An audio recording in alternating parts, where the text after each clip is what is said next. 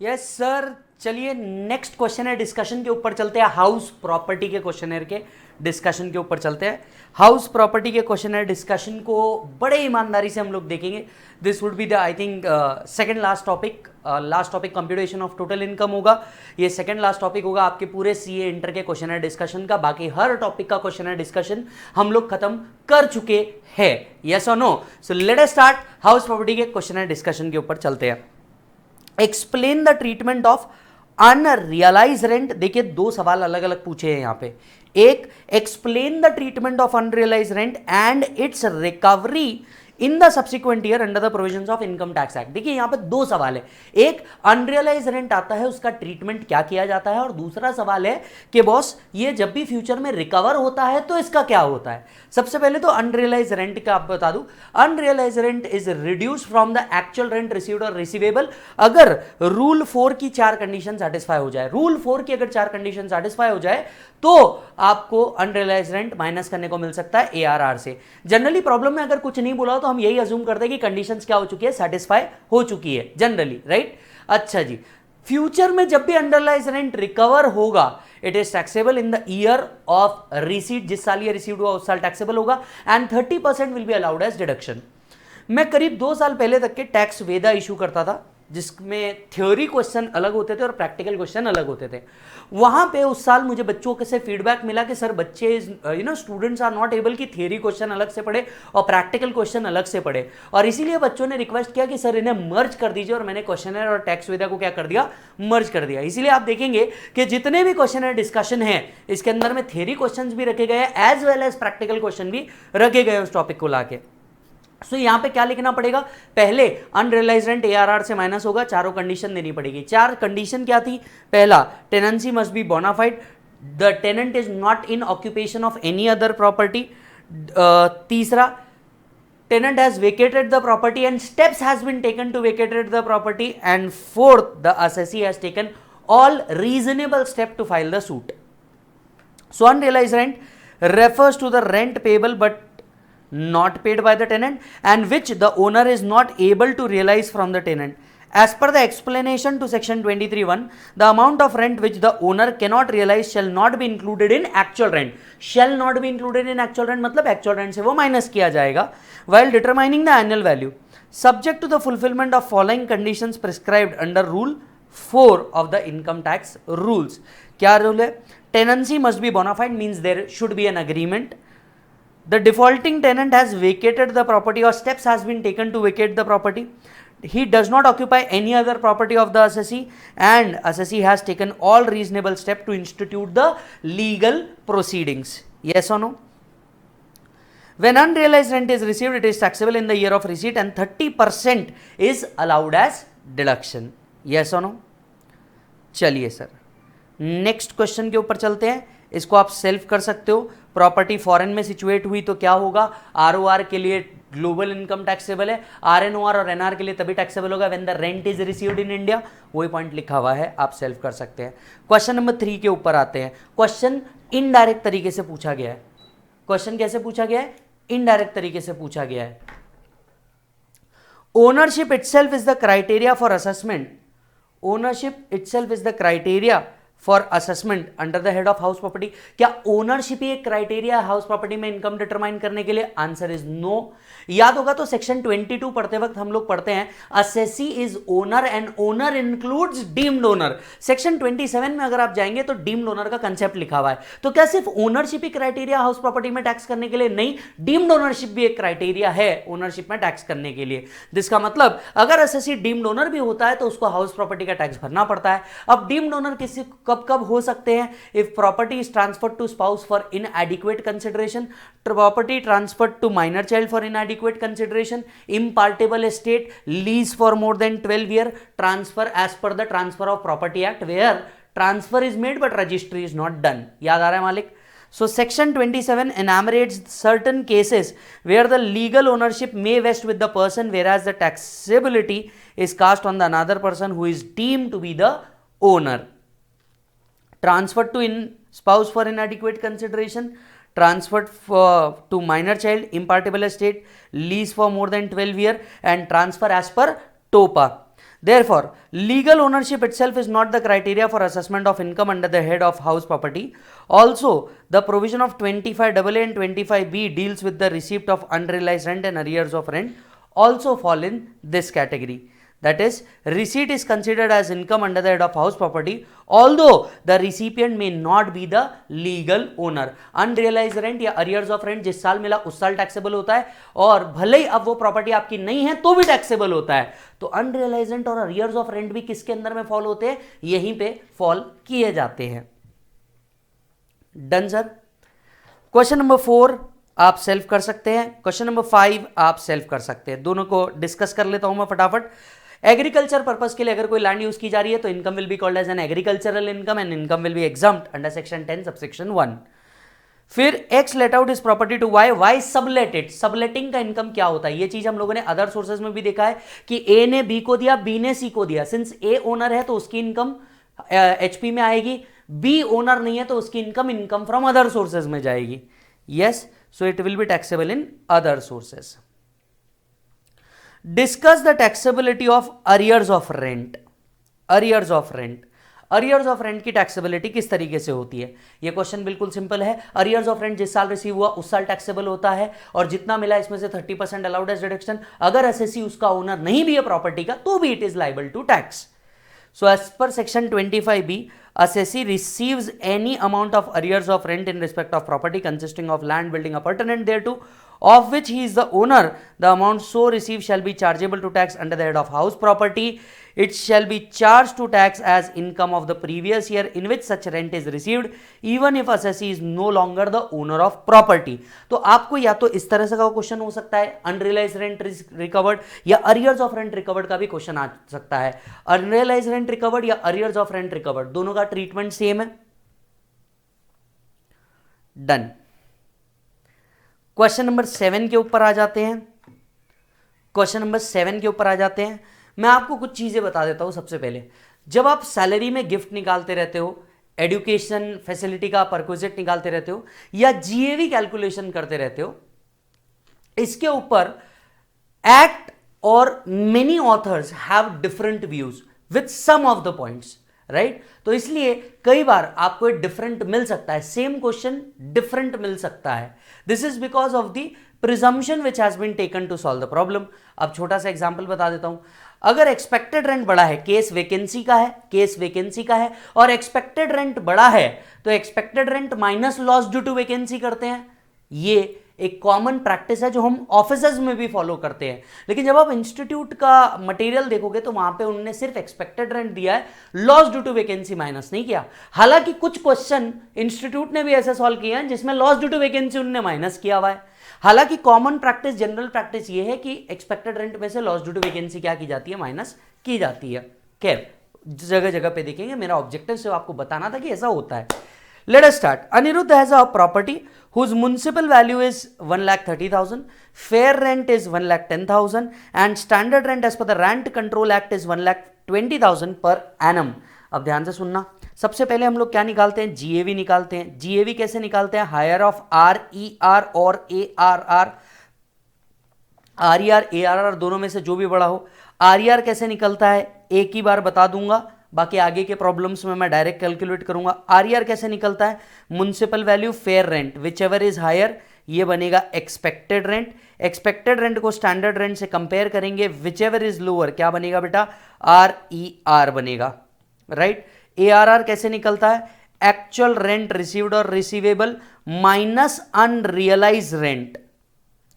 अगर रूल 4 की condition satisfy हो गई तो अनरियलाइज रेंट अभी अभी हम पढ़ के आए, इसमें से माइनस किया जाएगा, ये बनेगा ARR. RER ARR whichever is higher will be GAV other than in case of vacancy. So अब इधर आते हैं. म्युनिसिपल वैल्यू 130 है, फेयर रेंट 110 है, विच एवर इज हायर 130. किससे कंपेयर करेंगे? स्टैंडर्ड रेंट 120 से. सो RER कितना बनेगा बेटा? एक्सपेक्टेड रेंट कितना बनेगा बेटा? 1,20,000 rupees. The property was let out for a rent of 11,000 per month throughout the previous year. 11,000 into 12. This comes to 1,32,000. Unrealized rent is 11,000 and all conditions of rule 4 are satisfied. 132 में से 11,000 minus कर दीजिए, 121 आ जाएगा ARR 121। अच्छा जी, RER ARR whichever is higher, yes, so 121 became my GAV। He has paid municipal tax 10% of municipal value, municipal value का 10%, GAV का नहीं बोला है। सो 1,30,000 इंटू 10% कितना आया बेटा 13,000, यस, जो भी आएगा ये आएगा NAV नेट एनुअल वैल्यू 1,08,000। इसमें से दो डिडक्शन मिलेंगे, स्टैंडर्ड डिडक्शन है ना IOBC, स्टैंडर्ड डिडक्शन कितना मिलता है बेटा 30% का, यह आया 32,400, right. And interest on borrowed capital directly दिया है 40,000 rupees, so it was a very simple problem. 40,000 भी माइनस कर दीजिए इसमें से, फाइनल इनकम इज 35,600। चेक कर लो, एकदम सिंपल प्रॉब्लम, सिर्फ और सिर्फ अंडरस्टैंडिंग के लिए।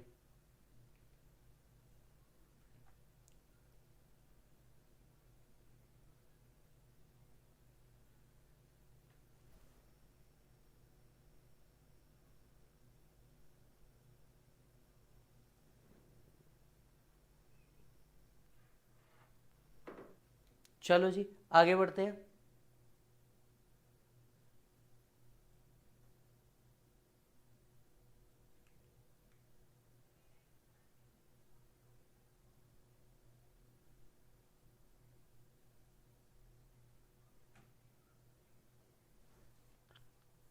Question number 8, question number 8, Ganesh has a property whose municipal value is 2,50,000, fair rent is 2 lakh, इन दोनों में से जो भी हायर रहा 2.5 लाख, स्टैंडर्ड रेंट 2.1 लाख, तो हमारा RER बन गया 2.10 lakhs।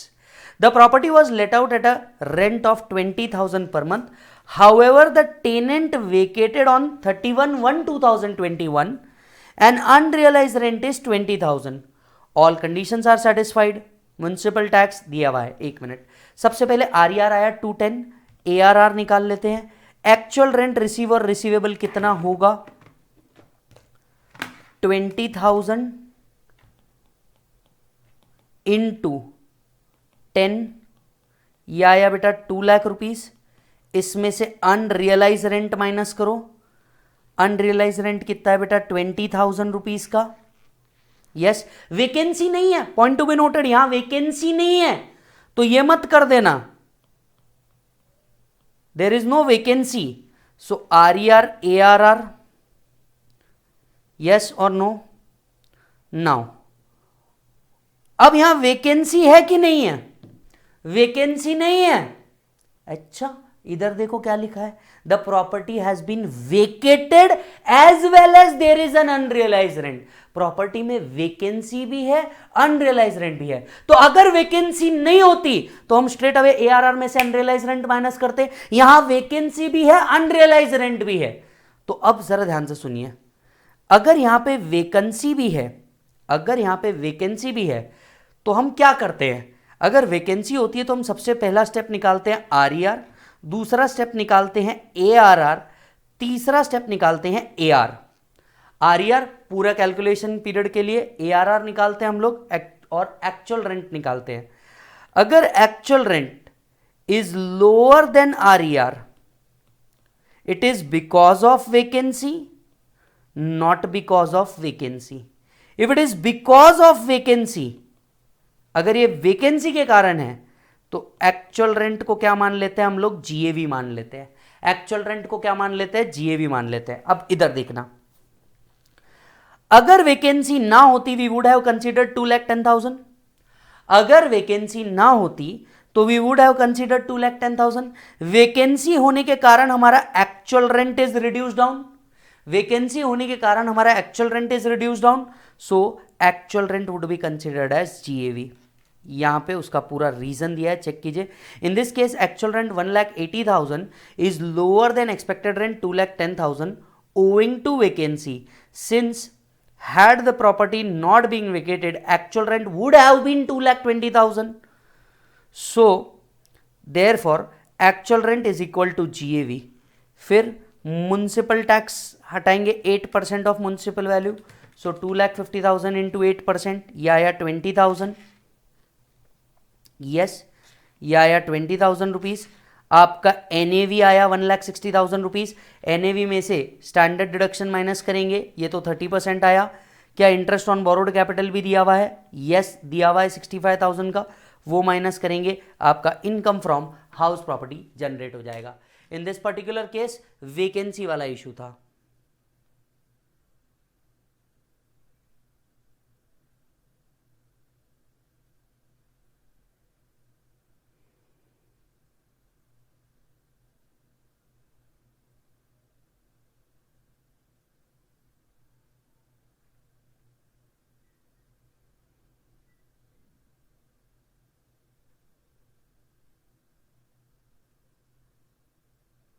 डन है जी।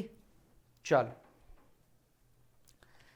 जैसा कि मैंने कहा एक ऑल्टरनेटिव यहां पे हम लोगों ने देख करके रखा है जानबूझ करके, ताकि बच्चे अगर कुछ रेफरेंसेस भी ले तो उनको आंसर्स मिले। Question number 9, do it on your self. It's a very easy self occupied property का क्वेश्चन है। He has only one house, sorry she has only one house, तो सेल्फ ऑक्यूपाइड प्रॉपर्टी का case है। At the same time इसमें सिर्फ interest on borrowed capital का adjustment है। Maximum interest on borrowed capital that could be is 2 lakh rupees if 3 conditions are satisfied. Loan is taken for acquisition or construction after 1/4/1999 and it must be completed within 5 years. अगर ये 3 condition satisfy हो जाती है तो IOBC maximum 2 lakh तक मिलेगा, नहीं तो 30,000 तक है। उसमें भी असेसी ने अगर 115 BAC ऑप्ट कर लिया तो SOP के केस में IOBC का बेनिफिट मिलता नहीं, याद है। Question number 10, Rajesh, a British national, is a resident, ordinarily resident in India. ROR है मतलब global income taxable हो गई। He owns a house in London which he has let out at 10,000 per month. ROR है मतलब global income taxable हो गई। ये हो गया उनका रेंट। द म्युनिसिपल टैक्स जो उनने पे किया है वो यूरो 8,000। फॉरेन में भी अगर म्युनिसिपल टैक्स पे किया तो it is allowed as deduction, yes और no. The value of 1 euro may be taken at 95, so 10,000 into 95 into 12 या 1,14,00,000 रुपीज। इसमें से म्युनिसिपल टैक्स जो आपने पे किया है 8,000 इंटू 95 7,60,000, सो 1,14,00,000 में से माइनस किया, यह आया 1,06,40,000। अब 2 बच्चों ने स्पेसिफिकली मुझे मैसेज करके पूछा, सर ये क्वेश्चन आपने आधा सॉल्व किया है। मैंने उन्हें कहा नहीं बेटा ये क्वेश्चन बिल्कुल करेक्ट है। उन्होंने कहा नहीं सर इसमें से स्टैंडर्ड डिडक्शन तो आपने माइनस ही नहीं किया। मैंने कहा अरे मेरे भाई प्रॉब्लम देख, पहले वहां पे लिखा ही तुझे नेट एनुअल वैल्यू निकालना है, इनकम फ्रॉम हाउस प्रॉपर्टी नहीं निकालना है, तुझे निकालना ही नेट एनुअल वैल्यू है। अगर तुझे नेट एनुअल वैल्यू ही निकालना है तो तू क्यों स्टैंडर्ड डिडक्शन माइनस करेगा? जीएवी में से म्युनिसिपल टैक्स माइनस कर, एनएवी आ जाएगा। यस, तो आई होप उन बच्चों को जवाब मिल जाए।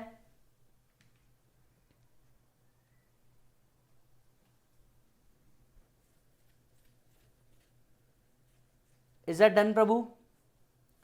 बहुत बढ़िया, आ जाओ आगे बढ़ते हैं।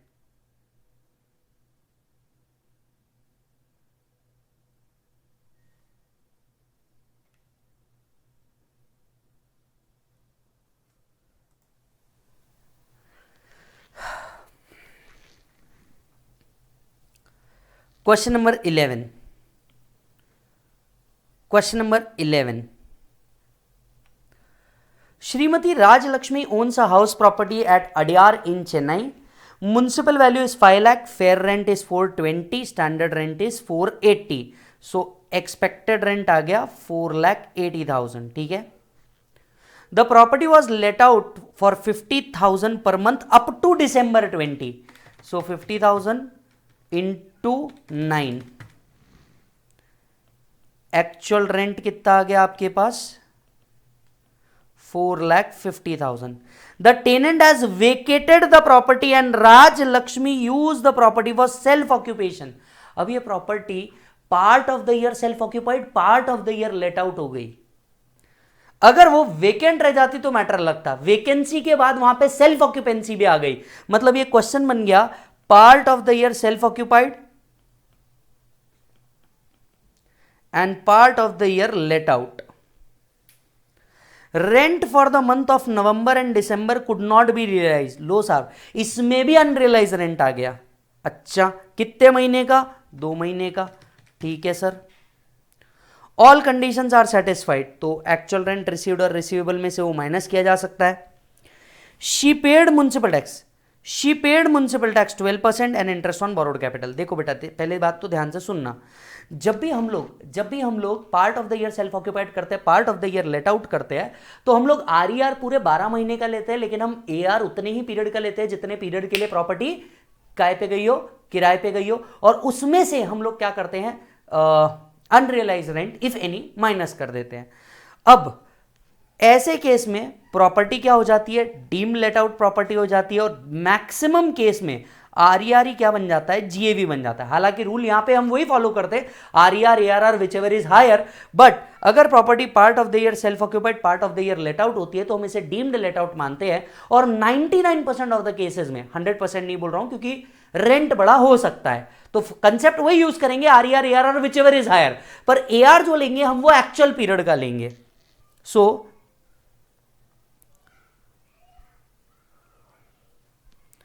ईआर आया हमारा 4,80,000, एक्चुअल रेंट रिसीव्ड और रिसीवेबल में से अनरियलाइज रेंट माइनस करा, यह आया 350, RER ARR whichever is higher, यह आया 480। इसमें से म्युनिसिपल टैक्स कितना, 12% का माइनस करेंगे। म्युनिसिपल वैल्यू कितनी थी बेटा, 5 lakh into 12%, this comes to 60,000 rupees, ये आया 420, इसमें 30% का standard deduction, so 4,20,000 into 30%, 1,26,000, right? And interest on borrowed capital, she paid interest 25,000, ये भी आप क्या कर दोगे, माइनस कर दोगे। so यहां पे लिख के रख दीजिए RER for the whole period and AR for the actual period. So 99% of the case RERE क्या आ जाता है, GAV आ जाता है।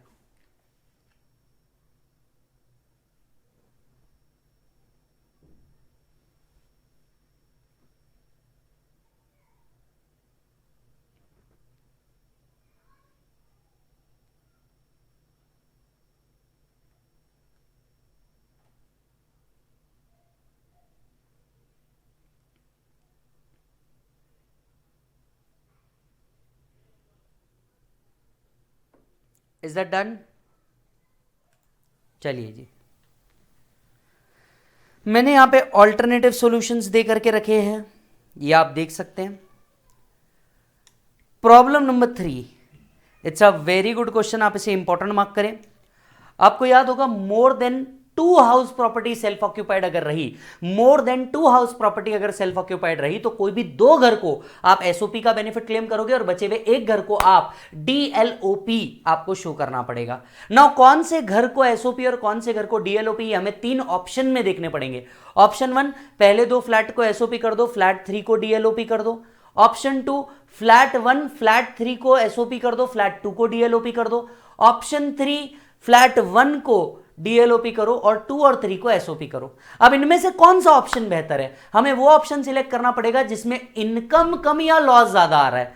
हमें वो ऑप्शन सिलेक्ट करना पड़ेगा टैक्स प्लानिंग एंगल से जिसमें इनकम कम या लॉस ज्यादा आ रहा है। हालांकि प्रैक्टिकल लाइफ में हम वो सिलेक्ट करेंगे जिसमें इनकम ज्यादा आ रहा है, बट टैक्स एंगल से अगर देखा जाए तो हमें वो ऑप्शन सिलेक्ट करना पड़ेगा जिसमें इनकम कम या लॉस ज्यादा आ रहा है। यू आर गेटिंग दिस और not? So now the point is, अगर आप more than 2 house property self occupied करते हैं तो ये एक बहुत बेहतरीन क्वेश्चन है जो आपसे पूछा जा सकता है। अच्छा जी, सेल्फ ऑक्यूपाइड है मतलब इंटरेस्ट ऑन बोरोड कैपिटल का जो डिडक्शन मिलेगा ये लिमिटेड मिलेगा। लिमिटेड मतलब दोनों घर का मिला के 2 लाख, दोनों घर का मिला के 2 लाख और 30,000 as the case may be. Getting it or not? अच्छा जी सर, दूसरा एक और पॉइंट लेट आउट प्रॉपर्टी का रहेगा, वो अनलिमिटेड रहेगा। चलो, Ganesh has 3 houses all of which are self occupied, यानी 3 घर है, हमें कोई तो भी बेस्ट ऑप्शन सिलेक्ट करना पड़ेगा। Compute the Ganesh income and suggest which house should be opted for assess to be as self occupied. House 1, house 2, house 3। सबसे पहले इनका जीएवी निकालते हैं। Municipal value, fair rent, whichever is higher subject to maximum of standard rent, तो 350 आएगा RER। Whichever is higher, whichever is lower, तो यहां 360 आएगा। Whichever is higher, whichever is lower, यहां 375 आएगा। Yes, municipal taxes भी निकाल देते हैं, ये 12% है तो म्युनिसिपल वैल्यू का 12% 36,000 आएगा। यहां पे 3,60,000 इंटू 8% ये आएगा 28,800, और यहां पे 3,30,000 का 6% आएगा, दैट इज 19,800। ये स्ट्रेट अवे आपके NAV आ गए, बराबर। अब NAV में से स्टैंडर्ड डिडक्शन आप माइनस कर दोगे accordingly. Interest on borrowed capital repairs के लिए लिया है, रिपेयर्स के लिए लिया है, फिर भी यहाँ पे 55,000 लिख के रखा है हमने, और interest on borrowed capital on money borrowed in July 2013 ये यहाँ पे लिख के रखा है। अब एक एक प्रॉब्लम देखेंगे। सबसे पहले हाउस 1 एंड हाउस 2 को SOP कर देते हैं, हाउस 3 को DLOP कर देते हैं। तो जो हाउस SOP है, लॉजिकली सोच के देखना, जो हाउस SOP है उसका GAV नील, म्युनिसिपल टैक्स नील, NAV नील, स्टैंडर्ड डिडक्शन नील, सिर्फ इंटरेस्ट ऑन बोरोड कैपिटल आएगा।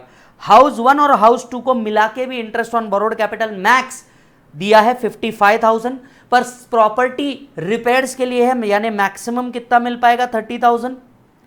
काय के लिए है? Because it is for repairs. So house 1 house 2 दोनों मिला करके लॉस आएगा 30,000 रुपीज का। फिर आएगा 3,75,000।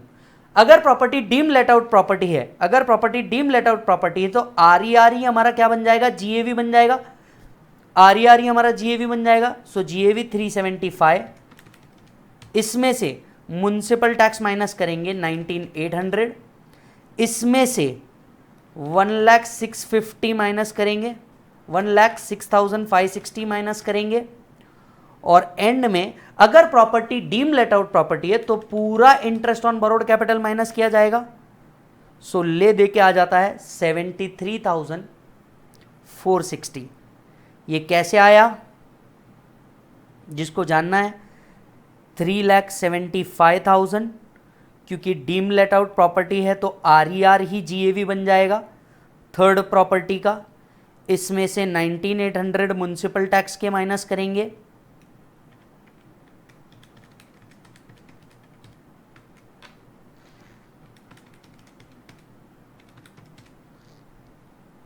$3,55,200, इसमें से 106,560 माइनस करोगे बीइंग द स्टैंडर्ड डिडक्शन, और 1,75,000 भी माइनस कर दोगे।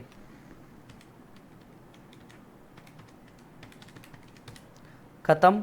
73,640। Income from house property, loss from house property, क्या ये सेट ऑफ हो सकता है? यस। तो आपकी इनकम बन गई 43,640। फिर आता है ऑप्शन 2, फिर आता है ऑप्शन 2।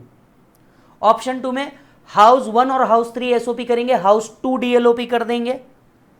तो हाउस 1 SOP, हाउस 2 जो DLOP आया है, मतलब आप 3,31,200 में से 99,360 माइनस करोगे। अब property deemed late out property है तो पूरा इंटरेस्ट माइनस होगा 55,000 का। आंसर आएगा 1,76,840। हाउस प्रॉपर्टी 3 सेल्फ ऑक्यूपाइड है, इसका इंटरेस्ट 2 लाख रुपीज तक अलाउड है, और actual which ever is lower, तो यहां पे 175 का लॉस दिखेगा आपको। सो 176,840 की इनकम, 175 का लॉस सेट ऑफ करके नेट इनकम आ गया 1,840। अब दोनों ऑप्शन में से अभी तक के तो मोस्ट सेंसिबल यही लग रहा है। ऑप्शन 3, फ्लैट 1 को DLOP कर दो और फ्लैट 2 और 3 को SOP कर दो। फ्लैट 2 और 3 को SOP किया तो ये दोनों मिलाकर के भी मैक्स 2 लाख होगा, यानी 2 लाख का लॉस स्ट्रेट अवे दिखेगा एवरीबॉडी। अरे प्रभु हाँ, और यहां पे 3,14,000 में से 94,200 माइनस कर दोगे, 219,800 में से 2 lakhs का लॉस 19,800। सो ओवरऑल देखा जाए तीनों में इनकम दिख रही है, लेकिन सबसे कम इनकम ऑप्शन 2 में दिख रही है, तो हम सजेस्ट करेंगे option 2। Since option 2 is most beneficial, Ganesh should treat house 1 and house 3 as SOP and house 2 as DLOP. Check कर लो मालिक।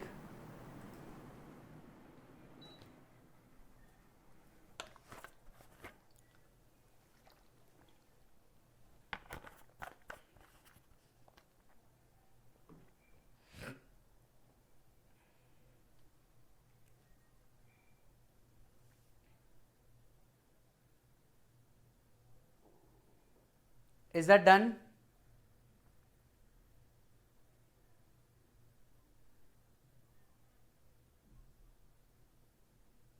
चलिए आगे बढ़ते हैं। Question number 13, do it on your self. Portion self occupied, portion let out पे है।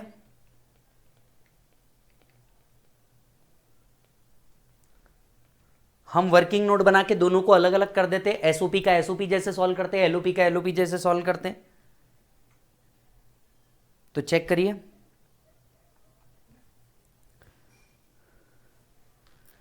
This is a very good question, question number 14, and this has also been asked in the examination. Unrealise rent received और arrears of rent received के ऊपर जबरदस्त question है। Anand sold his residential property in 2020। In June 2020 बेचने के बाद ही recovered rent of 10,000 from Gaurav, to whom he has let out the property 2 years from April 2014 to 2016। कुछ पैसे बाकी थे, आज रिकवर हुए, recovery of unrealise rent 10,000 rupees. He could not have realized 2 months rent 20,000 from him, and to that extent actual rent was reduced while computing the property income of 16-17। Further, he has let out his property from April 16 to February 2020 to Satish. He has increased the rent of 12,000 to 15,000 and the same was subject matter of dispute, मतलब arrears of rent dispute से आने वाला। The matter was finally settled and Anand received 69,000 as arrears of rent। Total कितना received हुआ? 10,000 unrealise का और arrears का 69, total 79। दोनों में से 30% का स्टैंडर्ड डिडक्शन मिलता है। Income will be called as income from house property.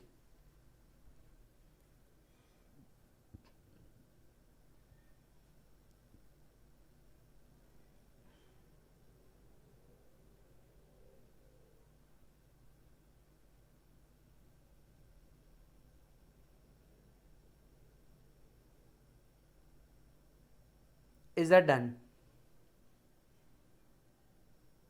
चलिए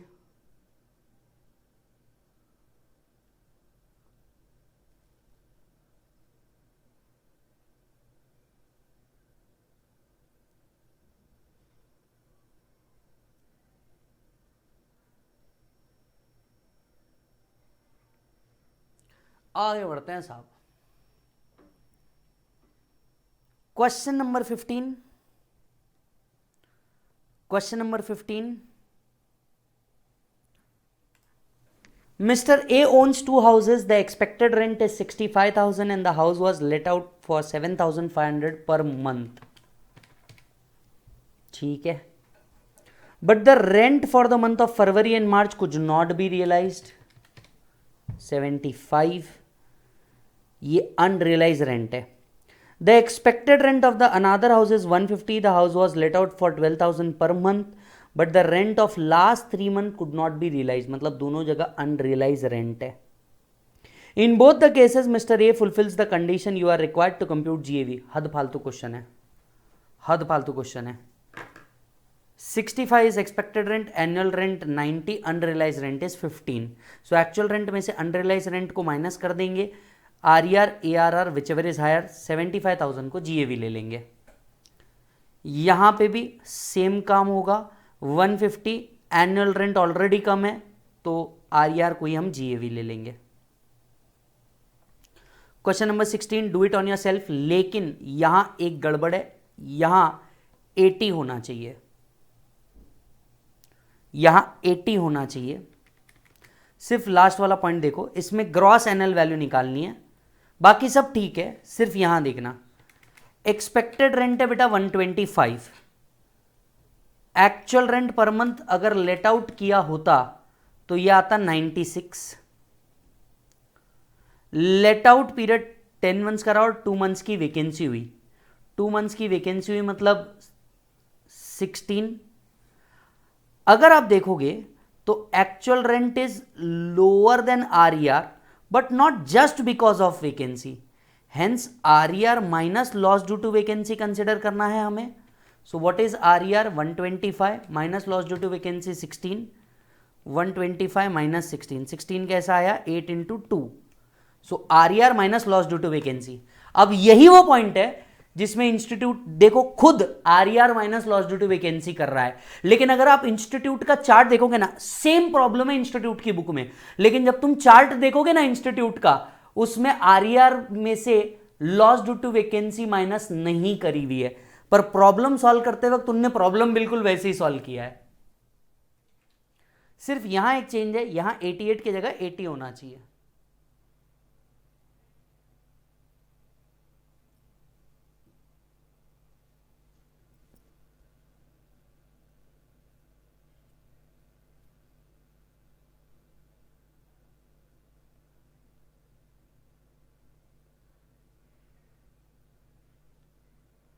If it is done,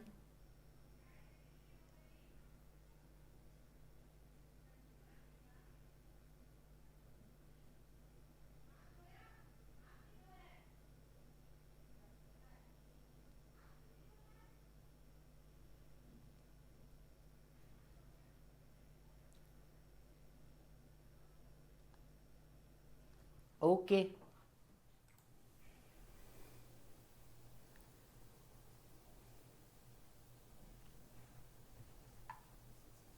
Question number 17. X is the owner of the house. He let out his property during the previous year 2021 for 7,000 per month. The house was occupied on 1/4/2020 to 31st January 2021. From 1st February it remained vacant. अब यहां vacancy वाला point आ गया. X failed to realize 10,000 as well. यहाँ unrealise rent का भी problem आ गया, तो ARR में से अनरियलाइज रेंट माइनस करेंगे और उसके बाद लॉस ड्यू टू वैकेंसी को इफेक्ट देंगे.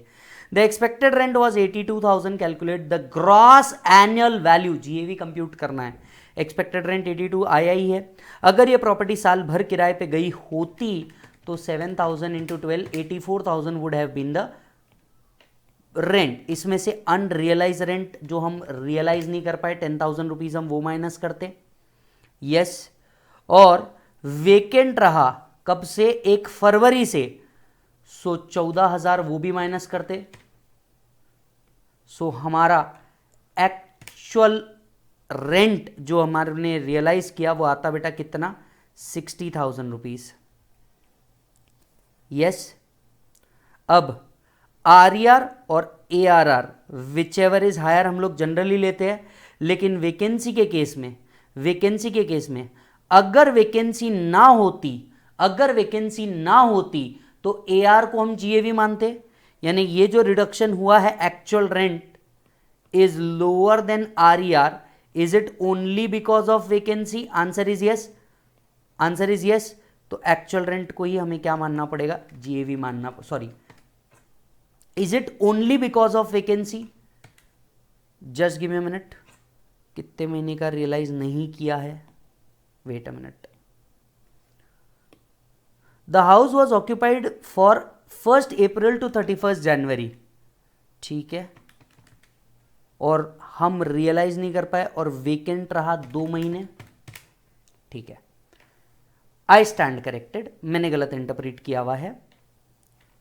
Now understand this. 82,000 is RER. ARR कितना आ रहा है, एआरआर आ रहा है 84,000 में से अनरियलाइज रेंट माइनस करो तो भी ये 74,000 आ रहा है. We would have selected RER, so RER minus loss due to vacancy को हम क्या बोल सकेंगे, जीएवी बोल सकेंगे.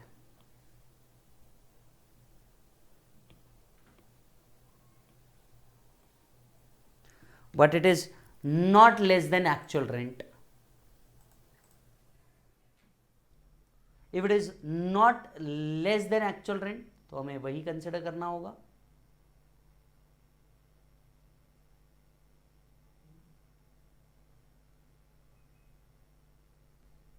Yes sir.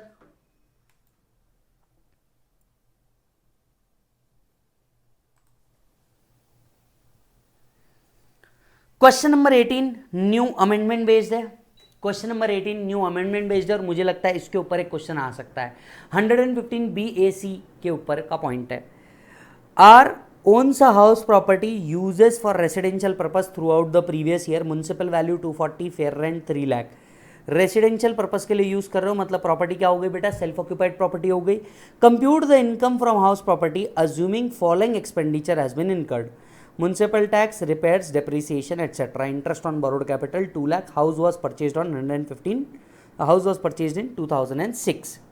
Option 1 if they have opted for 115 BAC तो फिर सेल्फ ऑक्यूपेंसी का तो एनुअल वैल्यू नील ही आएगा, इंटरेस्ट ऑन बोरोड कैपिटल भी नहीं मिलेगा, ये नील हो जाएगा.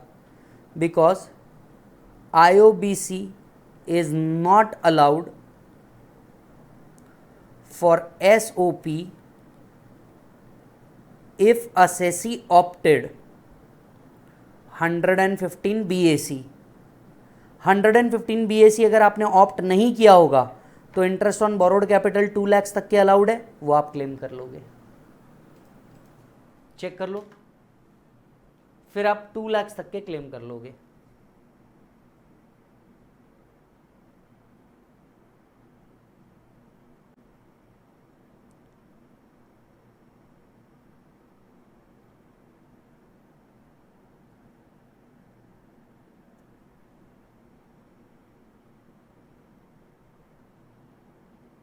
Done.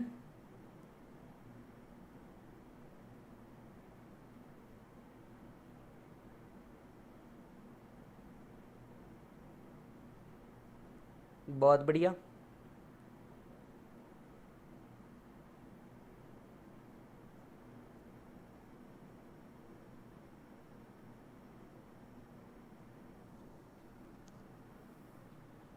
Problem number 19. Problem number 19. Do it on yourself. It's a easy one. Problem number 20. यहां पे रेक्टिफिकेशन की जरूरत है. प्रॉब्लम नंबर 20 रेक्टिफिकेशन की जरूरत है. I repeat, Nikhil has a property whose municipal value is 5 lakh per annum. Fair rent of the property is 4 lakh per annum and standard rent as per the rent control act is 450. तो ये आ गया expected rent 450. The property was let out at a monthly rent of 35,000 and tenant vacated on the 31st January.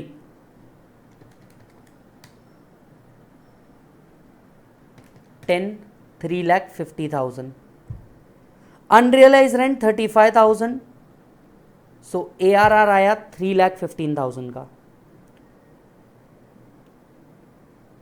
The tenant has vacated, यानी vacancy है कितने months की, 2 months की.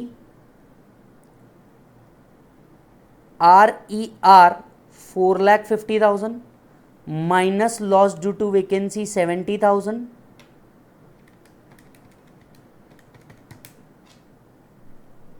$3,80,000. 3,80,000. Right. एक RER is higher even otherwise reducing loss due to vacancy. So RER अगर vacancy ना भी होती, ध्यान से सुनना, वेकेंसी ना भी होती तो भी RER is higher than ARR. 4,50,000 minus loss due to vacancy 70,000. इसका आंसर आना चाहिए 3,80,000. इसमें से म्युनिसिपल टैक्स माइनस होगा कितने का, 15,000 का. यह आना चाहिए 3,65,000. 0.30%. 1,09,500. Interest on borrowed capital 60,000 less 3,65,000. आपके पास नेट बचता है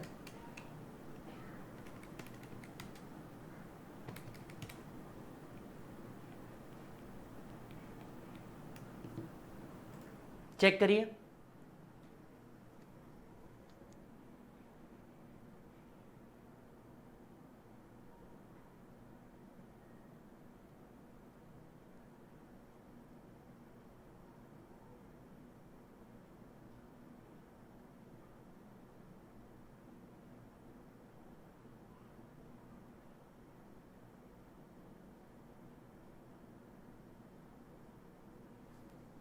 that's it.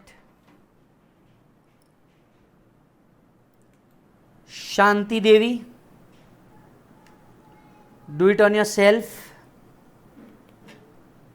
It's an easy one. Question number 22.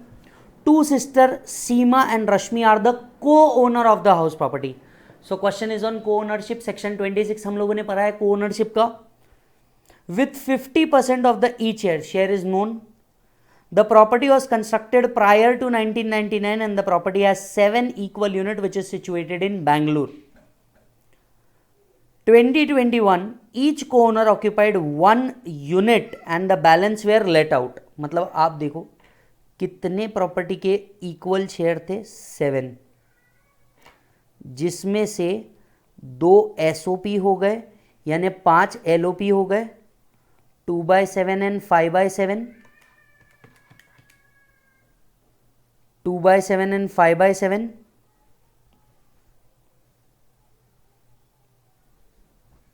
Yes. The interest on borrowed capital for let out proportion is fully allowed as deduction without any cap. Annual value for self-occupied portion is nil and interest on borrowed capital is restricted to 30,000 each. Now 30,000 each co-owner. क्यों? Because property is prior to 1/4/1999. So loss from house property will be 30,000. Understand?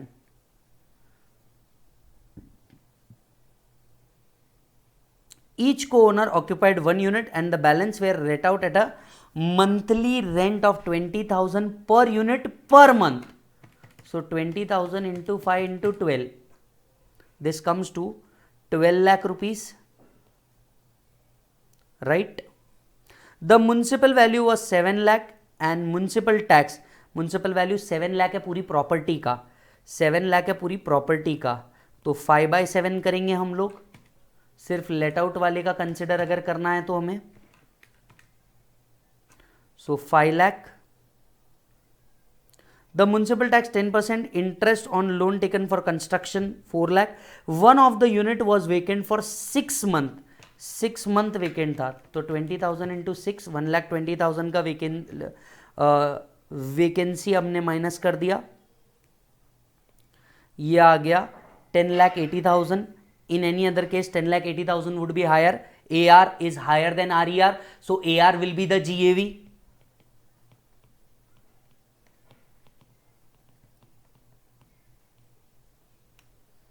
Municipal tax 10% of municipal value 5 lakh, इसका 10% 50,000.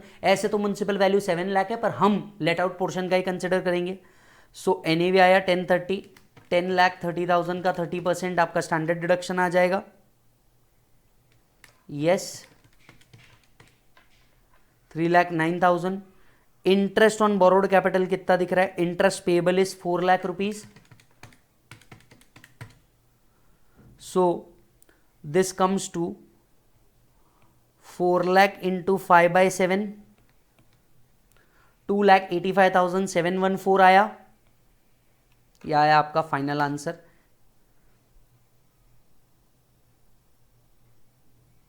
Yes, check कर लो. So 10,30,000 minus 594,714 4,35,286 divided by 2, each को owner shares 2,17,643, सभी को self occupancy का benefit loss minus करना पड़ेगा और net income from house property आ जाएगा। चेक कर लो भाई। प्रॉपर्टी 1999 के पहले की है,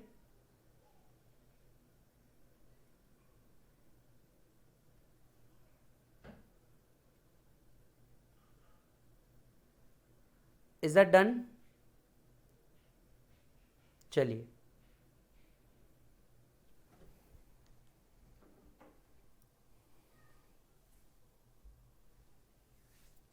problem number 23, do it on your self, easy.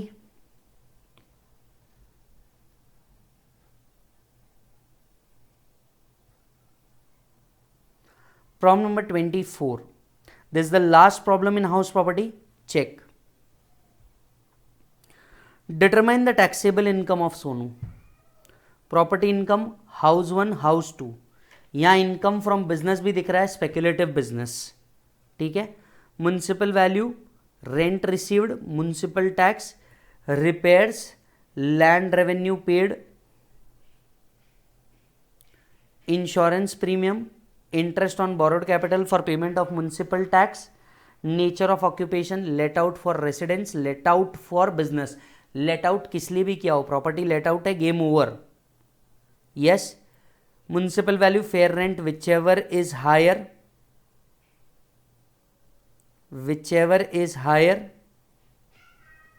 38,000, house 1 से रिलेटेड। इसमें से म्युनिसिपल टैक्स जो है नॉट डिडक्टेबल होगा, it is paid by tenant, so not allowed as deduction. 38,000, इसमें से 30% माइनस करो, 26,600 इज द आंसर। यहां पे दो इनकम है, पीजीबीपी भी है और एचपी भी है, तो ध्यान से सुनिएगा। आपका म्युनिसिपल वैल्यू 80,000 आया, म्युनिसिपल टैक्स का डिडक्शन नहीं मिलेगा क्योंकि टेनेंट ने दिया है, स्टैंडर्ड माइनस कर दिया, ये आ गया 56,000। टोटल इनकम क्या होगी, 26,600 पहले घर की, दूसरे घर की 56,000 प्लस 40,000 पीजीबीपी इनकम, आपकी टोटल इनकम आ जाएगी 1,22,600। Interest on borrowed capital for payment of municipal tax is not allowed as deduction.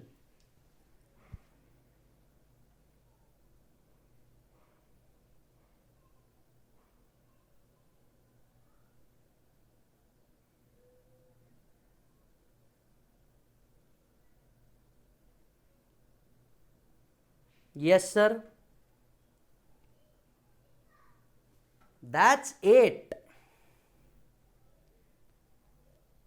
Yes or no?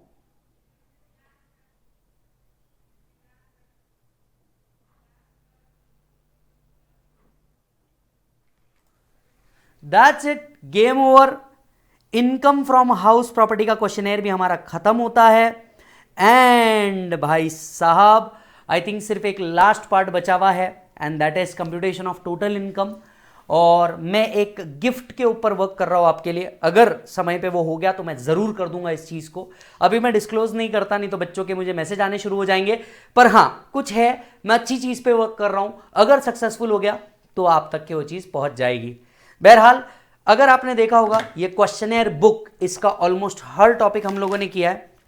कुछ जगह जहां पे चेंजेस करने थे, कुछ क्लरिकल एरर थे, वो मैंने आपको बता दिए। सारे टॉपिक्स खत्म हो चुके हैं, सिर्फ कंप्यूटेशन ऑफ टोटल इनकम बाकी है, जिसको मैं अपडेट कर देता हूं। That's it. आपका क्वेश्चनर डिस्कशन का मैंने जिम्मेदारी उठाई थी और क्वेश्चनर डिस्कशन को मैं खत्म कर दूंगा। एक और चीज आप सभी से कहना चाहता हूं, मेरे घर पे ऑलरेडी कोरोना सिचुएशन चालू है, मतलब 4 से 5 लोग हॉस्पिटलाइज्ड है और बहुत डेंजर सिचुएशन चालू है। उसके बावजूद भी मैं टाइम निकाल करके ये चीज़ कर रहा हूँ, क्योंकि मैं बहुत अच्छे से समझता हूँ जिम्मेदारी है। जितनी जिम्मेदारी मेरी उस परिवार की है, उतनी जिम्मेदारी मेरी इस परिवार की भी है। तो मैं पूरी कोशिश कर रहा हूँ। रात के एज ऑफ नाउ 1:30-2 बज रहे हैं, पर मैं ये रिकॉर्ड कर रहा हूँ और आप तक कैसे पहुँचाने की कोशिश कर रहा हूँ। Thank you so much, bye bye and take care.